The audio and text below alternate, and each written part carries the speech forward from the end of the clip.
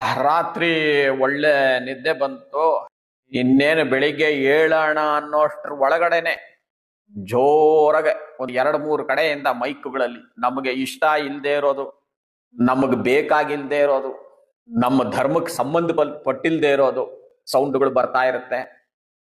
ಇದೇನಪ್ಪ ಅಂತ ಅನ್ಕೊಂಡು ಹಾಗೆ ಸ್ವಲ್ಪ ಎಚ್ಚರಿಕೆ ಆದ್ಮೇಲೆ ಕಿಟಕಿ ಬಾಗ್ಲೋ ತೆಗೆದ್ರೆ ಟ್ರಾಫಿಕ್, ಇವನ್ ಹಾರ್ನ್ ಹೊಡಿಯೋದು, ಅವನ್ ಹಾರ್ನ್ ಹೊಡಿಯೋದು, ಒಬ್ರಿಗೊಬ್ರು ಗುದ್ಕೊಂಬೋದು, ಗಲಾಟೆ ಮಾಡ್ಕೊಂಬೋದು.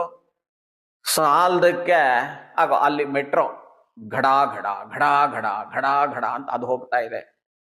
ಈ ಆಂಬ್ಯುಲೆನ್ಸ್ಗಳವರ ಬೆಳಿಗ್ಗೆ ರೋಡ್ ಎಲ್ಲ ಖಾಲಿ ಇರುತ್ತೆ, ಆದ್ರೂ ಜೋರಾಗಿ ಸೈರನ್ ಹಾಕೊಂಡು ಹೋಗ್ತಾ ಇರ್ತಾರೆ. ಇಷ್ಟೆಲ್ಲ ಆದ್ಮೇಲೆ ಪಾಪ ಮನುಷ್ಯ ಆಫೀಸ್ಗೆ ಹೋಗೋಣ ಅಂತಂದ್ರೆ ಅಲ್ಲಿ ಟ್ರಾಫಿಕ್ ಜಾಮು, ಆಟೋಲ್ದಲ್ಲಿ ಏನೋ ಗಾಡಿ ಬಿತ್ತು, ಟೈರ್ ಪಂಚರ್ ಆಯ್ತು, ಬಸ್ ನಿಂತೋಯ್ತು, ಸಾಲದಕ್ಕೆ ಒಂದು ಮಳೆ. ಇದೆಲ್ಲ ನಮ್ಮ ಜೀವನದಲ್ಲಿ ದಿನ ಬೆಳಗಾದ್ರೂ ನಾವು ಅನುಭವಿಸ್ತಾ ಇದ್ದೀವಿ. ಡಾಕ್ಟರ್ ಹೇಳ್ತಾರೆ ನಿಮಗ್ ಟೆನ್ಷನ್ ಇದೆ, ಟೆನ್ಷನ್ ಕಡಿಮೆ ಮಾಡ್ಕೊಳ್ಳಿ ಅಂತಾರೆ. ಹ್ಯಾಕ್ ಕಡಿಮೆ ಮಾಡ್ಕೊಮಕ್ಕಾಗತ್ತೆ ಟೆನ್ಷನ್? ಈ ತರ ಪರಿಸರದಲ್ಲಿ, ಈ ತರ ವಾತಾವರಣದಲ್ಲಿ ಯಾರ್ ತಾನೇ ಟೆನ್ಷನ್ ಕಡಿಮೆ ಮಾಡ್ಕೊಮಕ್ಕಾಗತ್ತೆ? ಆಗಲ್ಲ. ಅದಕ್ಕೆ ಡಾಕ್ಟರ್ ಹೇಳ್ತಾರೆ, ಓಕೆ ಒಂದು BP ಟ್ಯಾಬ್ಲೆಟ್ ತಗೋ, ಒಂದು ಶುಗರ್ ಟ್ಯಾಬ್ಲೆಟ್ ತಗೋ, ಇನ್ನೊಂದು ಟ್ಯಾಬ್ಲೆಟ್ ತಗೋ, ಮತ್ತೊಂದು ಟ್ಯಾಬ್ಲೆಟ್ ತಗೋ ಅಂತ ಪಾಪ ಅವರುಗಳು ಹೇಳ್ಬಿಡ್ತಾರೆ.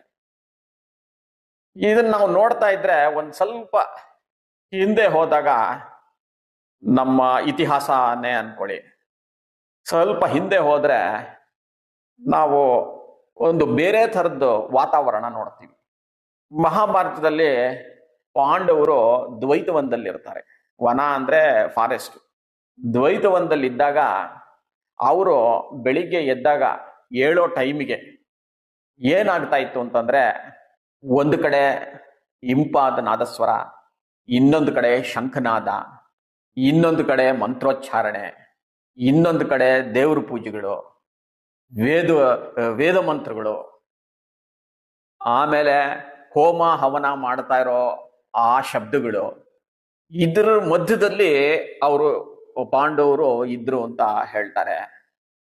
ಆ ಥರ ವಾತಾವರಣದಲ್ಲಿ ಮಲಗಿ ಎದ್ರೆ ನಾವು ಏನು ಬೇಕಾದ್ರೆ ಸಾಧಿಸ್ಬೋದು. ಯಾಕೆಂದ್ರೆ ಮನಸ್ಸು ನೆಮ್ಮದಿಯಾಗಿರುತ್ತೆ. ಈ ಬೇರೆ ಕೆಲಸ ಮಾಡಬೇಕಾದ್ರೆ ಆ ದಿನ ಪೂರ್ತಿ ಒಳ್ಳೆ ಕಾನ್ಸಂಟ್ರೇಟ್ ಮಾಡಿ ನಾವು ಆ ಕೆಲಸಗಳನ್ನ ಮಾಡ್ಬೋದು. ಬಟ್ ಇವಾಗ ಇಲ್ಲಿರೋ ಪರಿಸ್ಥಿತಿ ತುಂಬಾ ವ್ಯತ್ಯಾಸ ಇದೆ.